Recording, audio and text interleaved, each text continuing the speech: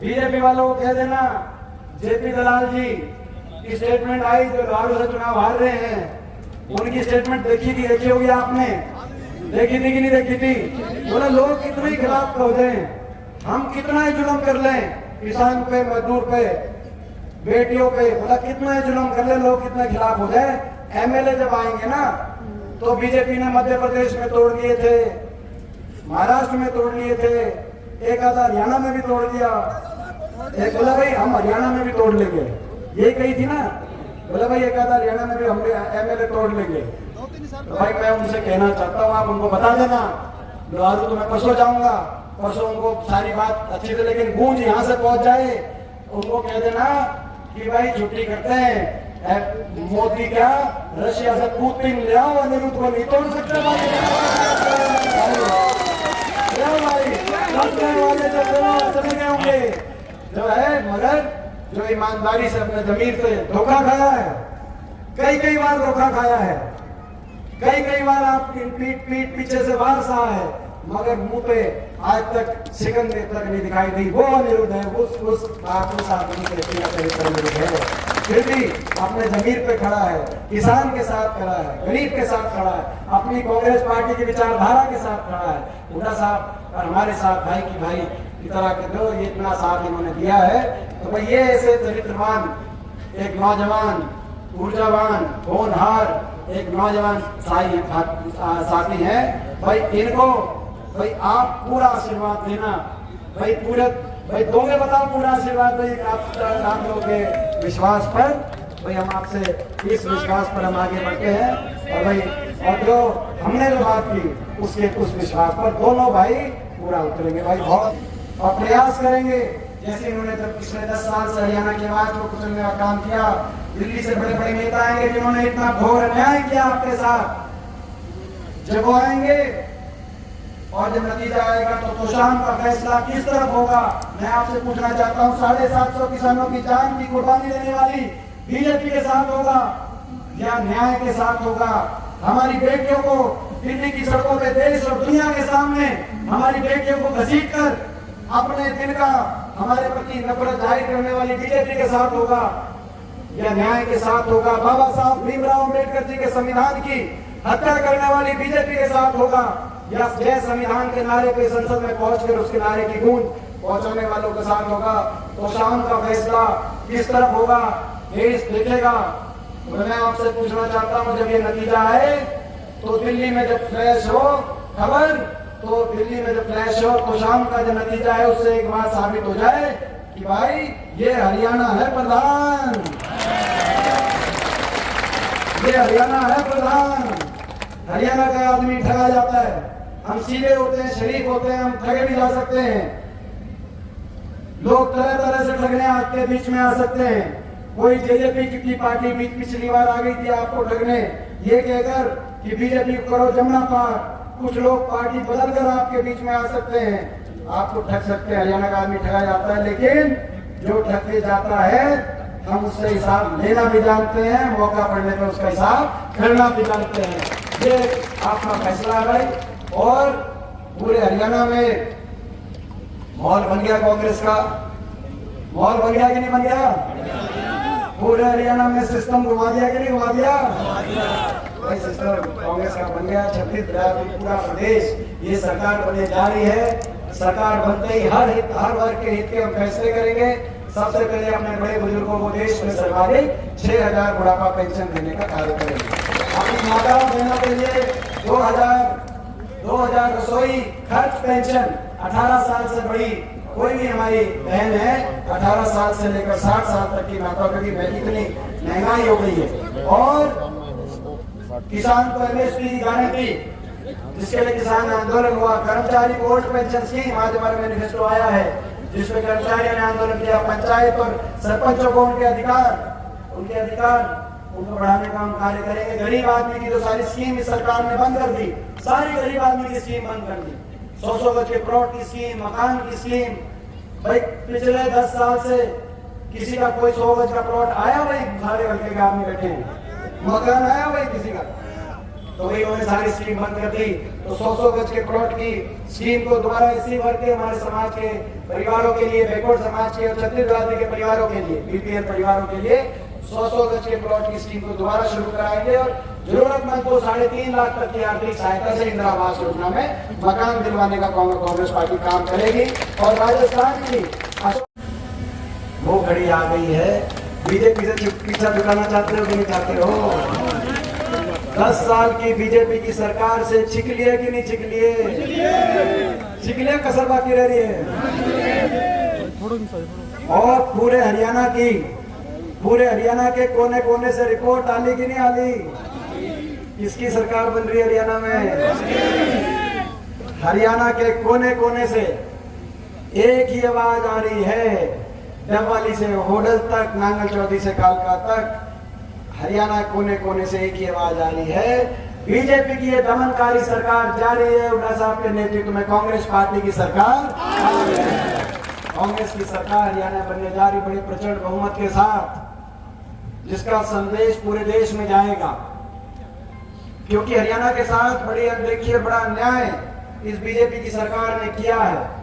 10 साल की बीजेपी की सरकार, हरियाणा को उतार दिया इस बीजेपी की सरकार ने खुशहाली और विकास की पटरी से। 10 साल में जो हरियाणा स्वर्गीय चौधरी बंसीलाल जी के समय से लेकर और 2014 हुड्डा साहब के समय तक देश में विकास का प्रतीक था, विकास के नाम से जाना जाता था जो हरियाणा, जिसकी नींव बंसीलाल जी ने रखी। और सरकारें कुछ भी रही हो, लेकिन देश में विकास के प्रतीक के रूप में हरियाणा की पहचान बनी। उनकी जो सोच थी, उन्होंने जो नींव रखी थी, उसको आगे बढ़ाकर हरियाणा चला हमेशा। आज 10 साल की बीजेपी की सरकार के बाद उस हरियाणा को विकास की, खुशहाली की पटरी से उतारकर इस खट्टर सरकार ने देश में नंबर 1 बना दिया हरियाणा को बेरोजगारी में। छोटी बात नहीं, ये दिल्ली के 3 तरफ बसा हरियाणा और भारत सरकार ये रिपोर्ट कार्ड दे रही है संसद में इस साल कि 28 प्रदेशों में सबसे ज्यादा बेरोजगारी हरियाणा में। ये हमारा रिपोर्ट कार्ड नहीं है, मोदी सरकार का, खट्टर सरकार के लिए रिपोर्ट कार्ड है। उसके बाद शायद हटाया खट्टर साहब को। देश में सबसे ज्यादा बेरोजगारी आज हरियाणा में, देश में सबसे ज्यादा अपराध, क्राइम रेट हरियाणा में हो गया, ये भी भारत सरकार की रिपोर्ट है। देश में सबसे ज्यादा नशा, आज पंजाब से भी ज्यादा नशा हरियाणा के अंदर आ गया। हरियाणा का इतना नुकसान किया इसमें इस सरकार ने, आप अंदाजा लगा सकते हो। महंगाई ने हर घर की कम बजट के कमर तोड़ दी। और भ्रष्टाचार ऐसा मिलके लूट के खा गए, एक के बाद एक घोटाले।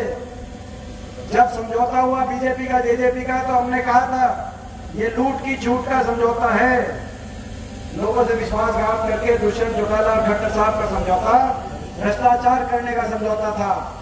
आपने देखा होगा जब इन्होंने समझौता करके समझौता तोड़ा, इन्होंने समझौता करके समझौता तोड़ा कि वे अलग अलग कैंडिडेट उतारो, कांग्रेस की वोट में सेंधमारी करो, विपक्ष की वोट में सेंधमारी करो। पिछली बार भी काम चल गया था ऐसे ही, इस बार अलग अलग कैंडिडेट उतारो अलग अलग पार्टियों के। जब समझौते से समझौता तोड़ा लोकसभा चुनाव से 1 हफ्ते पहले, तो आपने देखा होगा अगले दिन दुष्यंत चौटाला का बयान आया कि मैं बीजेपी के घोटालों के राज बताऊंगा, बताओ। और उसके अगले दिन खट्टर साहब का बयान आया, दुष्यंत चौटाला के घोटालों की जांच कराऊंगा। और फिर कोई सा नहीं बोला, फिर तो बोल के बताओ। 5 साल तक मिलके लूट गए, कोई शराब घोटाला, कहीं माइनिंग घोटाला, कहीं रजिस्ट्री घोटाला, कहीं वालपाड़ी घोटाला, कहीं मेट्रो रूट बदलाव घोटाला, कहीं रोडवेज का किलोमीटर स्कीम घोटाला, कहीं नगीन निगमों के घोटाले। मिलके लूट के आंख नीचली एक दूसरे घोटालों से, और उसके बाद एक दूसरे के पोल पकड़े। डबल इंजन कह रहे थे कि डबल इंजन बन गया, खट्टर दुष्यंत डबल इंजन। वो डबल इंजन फेल हो गया, नहीं हो गया डबल इंजन रह गए, डब्बे तो डिब्बे तक बचा नहीं। इंजन और वो इंजन भी आपस में अलग अलग पटरियों पे बांध लिए। इलेक्शन आते नहीं बनी ना। डबल इंजन लूट का डबल इंजन था, डबल इंजन से लूट गया प्रदेश को। और भाई अब मौका है तो शाम को आगे लेके जाने के लिए और विकास की तरफ लेके जाने के लिए असली डबल इंजन आपके बीच में खड़ा हुआ है। डबल इंजन को आशीर्वाद दे देना हमारे डबल इंजन को। आप इस डबल इंजन को, वो खट्टर और दुष्यंत के डबल इंजन की तो झंडी पाट ली कि नहीं पाट ली? ये डबल इंजन, इस डबल इंजन को आप चंडीगढ़ में पहुंचा दो तो शाम हल्के को प्रदेश में नंबर 1 का हल्का बनाने की जिम्मेदारी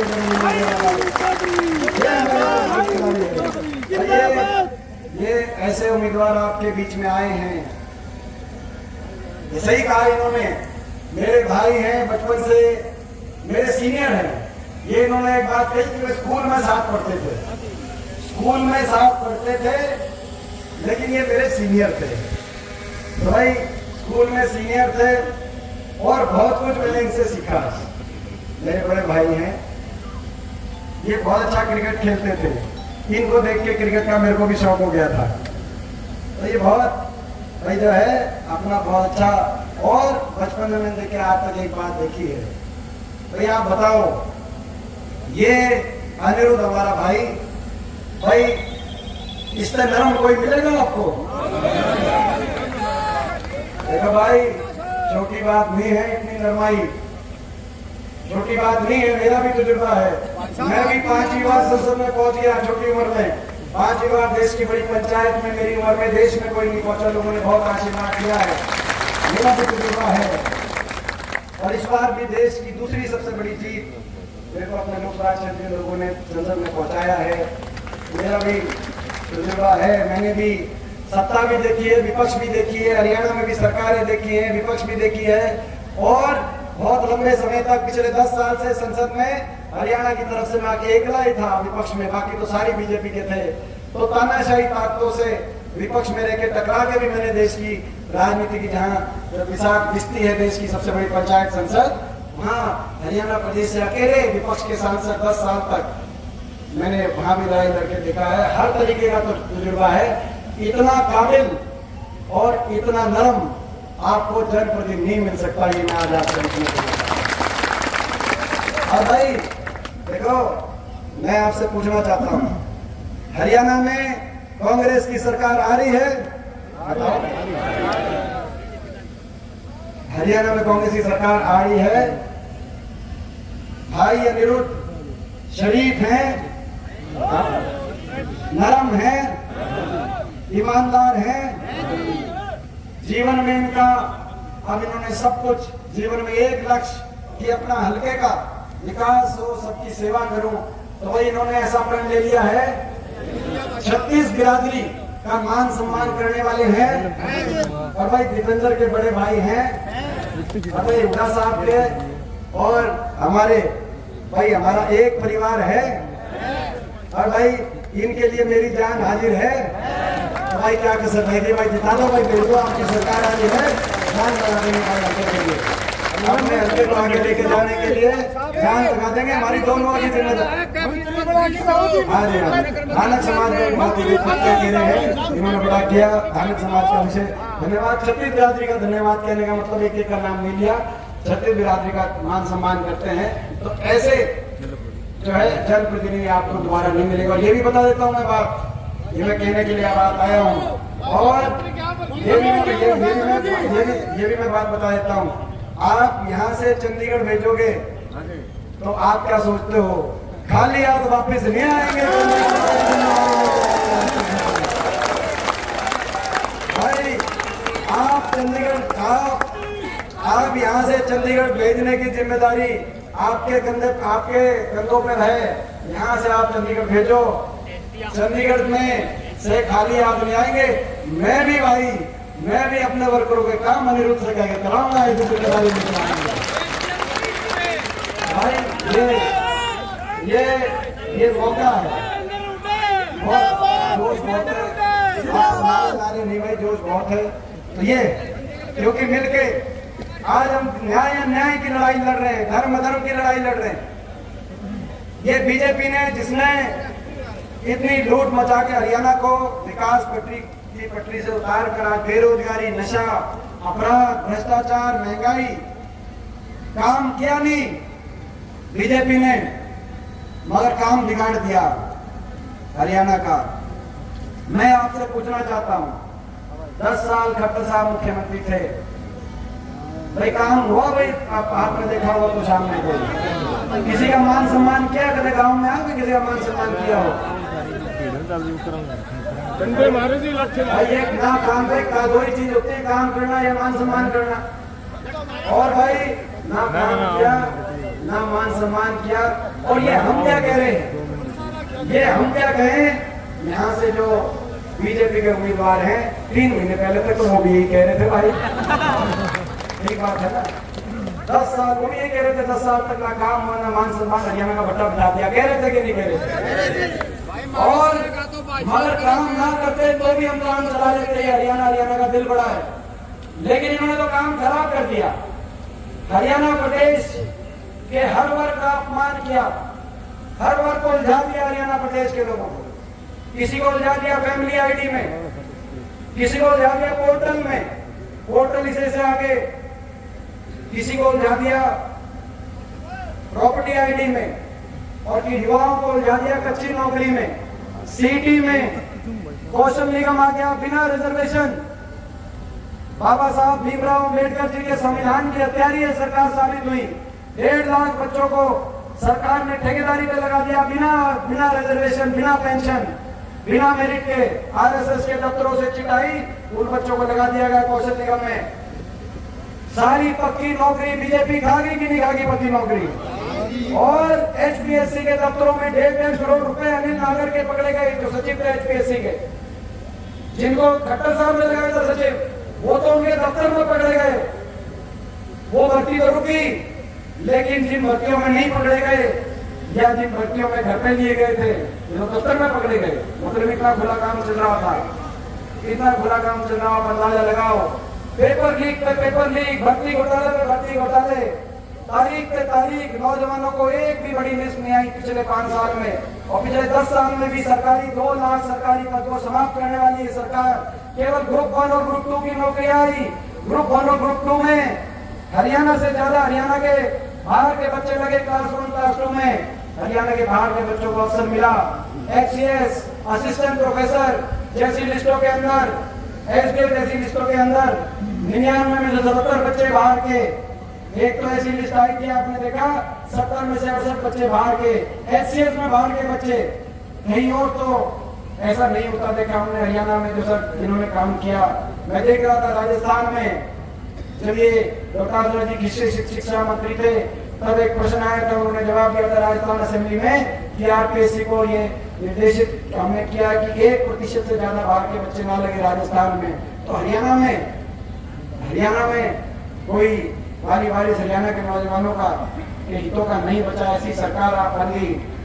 इनकी सरकार में ये जो सारी ज्वाइनिंग के लिए घूम रहे हैं, पहले 60,000 पोस्ट कह रहे थे, फिर घटाकर उसमें 25,000 पोस्ट, और बोला भाई आज ज्वाइनिंग कराएंगे इलेक्शन से पहले का लोकसभा इलेक्शन से पहले, इलेक्शन आगे बोला विधानसभा इलेक्शन से पहले, अब कह रहे विधानसभा इलेक्शन के बाद।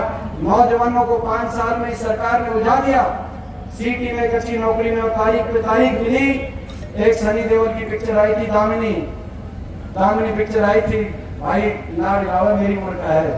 दामिनी देख के अपा फैन हुए थे सनी देओल के। उसमें एक डायलॉग था भाई, बस मिली तारीख पे तारीख हरियाणा के नौजवानों को वही तारीख पे तारीख मिली। कांग्रेस की सरकार आएगी, 2 लाख पक्की सरकारी नौकरी मेरिट पर समयबद्ध रूप से भर्ती। विधान जो आयोग ने मैनिफेस्टो में घोषणा करी है उसके अनुसार देंगे। ज्वाइनिंग हरियाणा के नौजवानों को, ताकि हरियाणा के नौजवानों को हरियाणा में अवसर मिले। और अग्निवीर जो लेके आए हैं, ये जय जवान जय किसान का प्रदेश था। ना जय जवान छोड़ा, ना जय किसान छोड़ा। 750 किसानों की जान की कुर्बानी लेने वाली ये सरकार साबित हुई। हमारे जवानों की पक्की भर्ती बंद करके अग्निवीर लेके आने वाली ये सरकार साबित हुई। ये जय नौजवान का प्रदेश था, देश में सबसे ज्यादा बेरोजगारी लाने वाली ये सरकार साबित हुई। जय संविधान का प्रदेश था, बाबा साहब भीमराव अम्बेडकर जी के संविधान को अपने पैरों तले कुचलने वाली ये सरकार साबित हुई। ऐसी सरकार साबित हुई जिसने किसी का सम्मान नहीं छोड़ा। कर्मचारी गए ओल्ड पेंशन स्कीम के लिए, उनके लाठीचार्ज, सरपंच गए नए ताजे सरपंच आपने उनको सरपंच बनाया था, नए ताजों को सिंगर के चंडीगढ़ पहुंचे थे कि भाई सरपंच बने हैं? आपके भी लगी थी क्या तुम्हें? तो बुरा मत मानना भाई, वो तो सारा हरियाणा में आ गया था, आ गई थी बात सरपंचों को। और हमारी बेटियों को क्या कसूर था, विनेश फोगाट का क्या कसूर था, साक्षी मलिक का, 5 ओलंपिक विजेता हमारी बेटियां। दिल्ली की सड़कों पे घसीटने का काम 6 महीने तक FIR नहीं हुई, भारत सरकार ने मना कर दिया। ये वो देश है जहां दुश्मन की बहन बेटी की इज्जत को भी अपनी इज्जत माना जाता है। इस देश की संस्कृति ऐसी संस्कृति, राज धर्म में नागरिक में भेदभाव नहीं किया जा सकता, और जब बेटियों की इज्जत की बात आए तो बिल्कुल नहीं किया जा सकता। लेकिन क्या कसूर था उनका? बेटियों का केवल ये कसूर था कि वो आपकी बेटियां थी, वो हरियाणा की बेटियां थी। 6 महीने तक FIR नहीं दर्ज हुई, दिल्ली की सड़कों में घसीटना काम ओलंपिक विजेता बेटियों को किया गया। हम जब जाते थे दिल्ली पुलिस कहती थी कि भारत सरकार ने मना किया। आखिर में धन्यवाद करते सुप्रीम कोर्ट का, जिस सुप्रीम कोर्ट ने कहकर FIR दर्ज कराई, नहीं तो न्याय नहीं मिला, सरकार ने न्याय नहीं दिया आपको। कितना घोर अन्याय, 750 किसानों की जान चलेगी। संसद में जब मैं अकेला उठ के कहता था कि हरियाणा के 15 सांसदों में 14 बीजेपी के थे, लोकसभा राज्यसभा मिला के हरियाणा के 15 सांसद हैं। मैं जब अकेला विपक्ष में उठ के कहता था कि इनकी बात नहीं मानते तो कम से कम किसानों के प्रति सहानुभूति के 2 शब्द आप कह सकते हो, तो सारे देश की बीजेपी के